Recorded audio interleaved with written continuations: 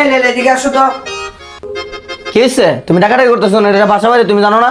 কি হয়েছে তোমার? তুমি আগে বলো তুমি কেন আমার মোবাইল থেকে ডাটা ট্রান্সফার করলা? হেই স্টপ ইট, তুমি আমার উপরে চিল্লাতেছো কি লিখা? বুঝলাম না। চিল্লাবো না কি করুম? তুমি আগে বলো কেন তুমি এই কাজটা করলা আমার সাথে? আজের কথা বললো না, তোমার কাছে কোনো প্রমাণ আছে আমি এগুলো করছি? আমি এগুলো করতে যাবো কেন? ডাটা কে নিব তুই সারা?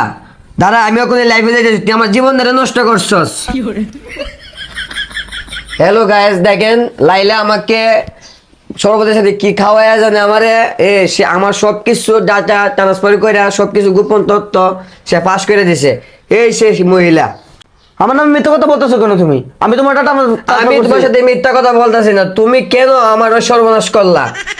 তুমি তুমি আমার বাসায় কেন আসছো এখানে? আমি তোমার বাসায় আসি না, তুমি আমাকে আনছো। তুমি প্রমাণ দেখো, তুমি আমার বাসায় আসবে কেন? তুমি আমাকে বলছো তুমি মামলা তুলবে, সেই কারণে আমি তোমার বাসায় আইছি।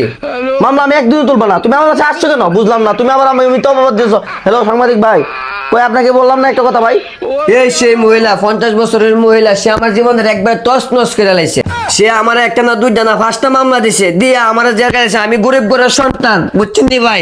সে আমার জীবন দ্বারা একবার তছনছ করে লাইছে। তুই জানাস মিরপুর নাকি? ভাই, মাধবপুর 65 নম্বর বাসাতে আছেন, ইমার্জেন্সি আসেন। তুই আমারে এখন আনছস, তোর আনছস। এই তুমি আমার সাথে রাব বিহেভিয়ার করতেছো কেন? হ্যাঁ, আমি তোমাকে, তুমি আমার বাসায় আসছো কেন?